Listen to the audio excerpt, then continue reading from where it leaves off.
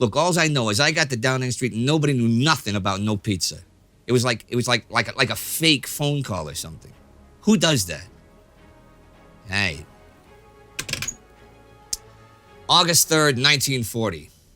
The past few weeks, German planes have been attacking the British in the English Channel, but this week, Adolf Hitler issues orders that will take the fight to the mainland.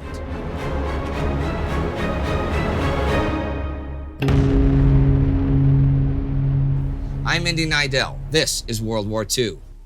Last week, the Baltic states, with new pro-Soviet governments installed, requested to join the USSR. Hitler told his generals once again that they would attack the USSR in 1941, but the current battle was against the British in the skies over the English Channel. Japan got a new pro-expansion government, and the US made deals to send more war material to Britain and fewer raw materials to Japan. Hitler may secretly be plotting to attack the USSR, but not publicly. And from the other side, on the first in the Supreme Soviet, Soviet Foreign Minister Vyacheslav Molotov reaffirms the Molotov-Ribbentrop Pact between Germany and the USSR. The next day, the USSR annexes Bessarabia and North Bukovina, and they are mostly incorporated into the new Moldavian SSR. On the third, they formally annex Lithuania, Latvia the fifth, and Estonia the sixth. In Western Europe, though, the prelude to Germany's hopeful annexation of Britain is in full swing. This is really the prelude to the prelude, the Kanalkampf, the battle for the English Channel. On the 28th, Britain withdraws all destroyers from Dover to Portsmouth. This is a significant achievement for the Luftwaffe, implying that they may be able to dominate the Channel Narrows during the hours of daylight. The next day, the whole eastern half of the Channel is now out of bounds to British destroyers in daytime. They do keep up the minesweeping, though, so that they can gain access if they want to or need to. In aerial operations, the 25th to 29th, Britain loses 18 planes, Germany 52, and at the end of July, British fighter plane output for the month is 50% above the target. 1,200 have been produced since May the 1st. This is more than Germany has built, and the gap is closing. Now on the 29th, Kriegsmarine headquarters tells Hitler that a landing in Britain is not possible until the second half of September. And even then, the German Navy will not be able to support such a landing against a British naval counterattack.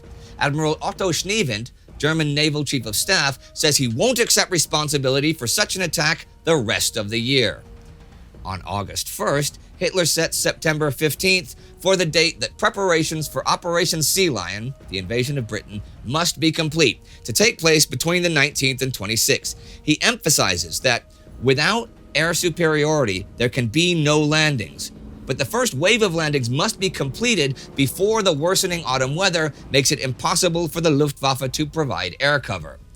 That day, Luftwaffe Commander Hermann Goering says to his generals, "The Führer has ordered me to crush Britain with my Luftwaffe. By means of hard blows, I plan to have this enemy, who has already suffered a crushing moral defeat, down on his knees in the nearest future, so that an occupation of the island by our troops can proceed without any risk." But his commanders, Kesselring, Milch, and Sperle, can see some big problems with this. Milch is Air Inspector General and in charge of aircraft production. Kesselring and Sperle command Luftflotte 2 and 3 respectively. There is the fact that their operational airfields are new to them and are in captured French and Belgian territory, so all supply and repair systems have to be either built or adjusted to their needs from what's at hand, while the British have home bases they've been using for decades. The British are also going to save a lot of fuel compared to the Germans by fighting over their own territory. The Germans have to fly at least dozens of miles, if not hundreds, to engage the British. The British just have to take off. Of course, a damaged British plane can either land on or the pilot can bail out over friendly territory. German pilots and planes will likely be lost for good. Theo Osterkamp, a flying ace already back in World War I, has reservations as well.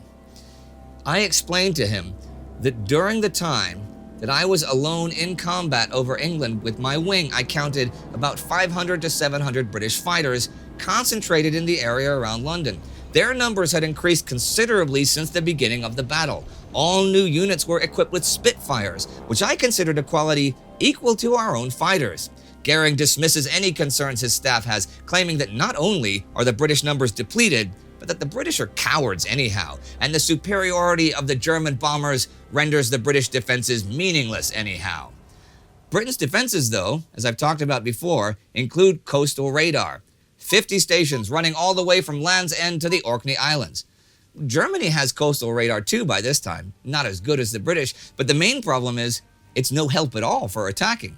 This is a pretty big advantage for the British. The British also have the Dowding system I talked about the other week, and have fighter commands separated into 4 groups, 10, 11, 12, and 13, which are Southwestern, Southeastern, Midlands, and Northern respectively, which are under overall control from Uxbridge. 11 is likely to be the one that sees the most action, since it's nearest to France and also the one that protects London, but can be reinforced by the others. And there is yet another British advantage: production. By now, 500 Spitfires and Hurricanes are coming off the line monthly. Messerschmitt is producing only a third of this with their Me-109s and Me-110s for Germany. Germany does have the trained pilot advantage, and a pretty heavy one. Some 10,000 pilots in 1939 to the British 1450. The British can add maybe 50 a week to that figure. So they have the paradox of always having enough planes, but not always having enough pilots. They do, however, have over 8,000 Polish overall Air Force personnel, the largest foreign group the Allies have in Britain, and they have combat experience. These are brought into the RAF Volunteer Reserve and show off their skill, not to mention their dedication. They had been overwhelmed by the numerical and technical superiority of the German air fleets. That bitter experience, to say nothing of the dreadful treatment of their country by Hitler and Stalin, had created a burning desire for revenge now that they had modern fighters. Back on July 1st, the first Polish bomber squadron in the RAF was formed, Squadron 300. On the 13th, Squadron 301, the second Polish bomber squadron was formed. On the 22nd came Squadron 302, a fighter squadron, and this week on the 2nd comes Squadron 303, another fighter squadron. The fighters are flying Hurricanes. These squadrons are soon to be organized into the Polish Air Force under Royal Air Force overall command. The first phase of the Battle of Britain, the Kanalkampf, the Channel Battle, pretty much ends this week. Germany has sunk some shipping and done some structural damage, but think, the Royal Navy, which has to be beaten before any invasion force can cross, is untouched. Since July 10th, Britain has shot down around 100 German bombers and around 80 fighters at a loss of 70 or so of their own fighters. So the fighter exchange is more or less equal. Hitler is not happy with the situation. He had believed the British were already pretty much beaten from the get-go. On August 1st, he issues Directive Number 17, which orders the Luftwaffe to overpower the English air forces with all the forces at its command in the shortest possible time. So the focus will move from the Channel to the new objectives for Operation Adler, Eagle, primarily against flying units, their ground installations and their supply organizations, but also against the aircraft industry, including that manufacturing anti-aircraft equipment. Hitler sets Adlertag, Eagle Day, the kickoff for Operation Eagle for August 7th. There is a fair amount of action at sea this week as well. On July 28th, the German auxiliary cruiser Thor takes on the British merchant cruiser Alcantara in the South Atlantic. Alcantara is forced to break off and make for Rio. On August 1st, the Italian Navy establishes Beta Somme, its submarine base at Bordeaux. It has dry docks and can house up to 30 submarines. July 31st through August 4th are the dates of Operation Hurry.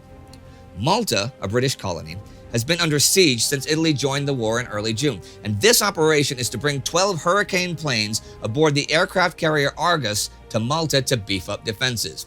Force H leaves Gibraltar and is attacked the first by Italian aircraft, but repels them, then launches a distraction attack by air on Cagliari the second. Operation Hurry is a success.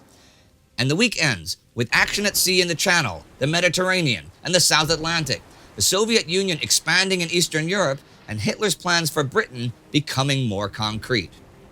Or are they? I mean, the plans for the Luftwaffe. They are fairly nebulous at the moment. I mean, overpower the English Air Force is a fairly simple order, but what is the plan to actually execute it? Goering has supreme confidence in his men and machines, but does he have any strategy? Germany had a detailed and precise strategy in France and in Poland. But here, It seems so far to be just improvisation against the enemy. This enemy is growing in strength faster than the Germans are. To learn more about aviation from back then, you can check out our Between Two War episode about aviation development in the 1920s. That's going to come up right here. Our Time Ghost Army member of the week is Matt Stern. Thanks to Matt and others of you contributing, we are able to do this channel in the first place. So join Matt in the army at timeghost.tv or patreon.com. Do not forget to subscribe, click that bell. See you next time.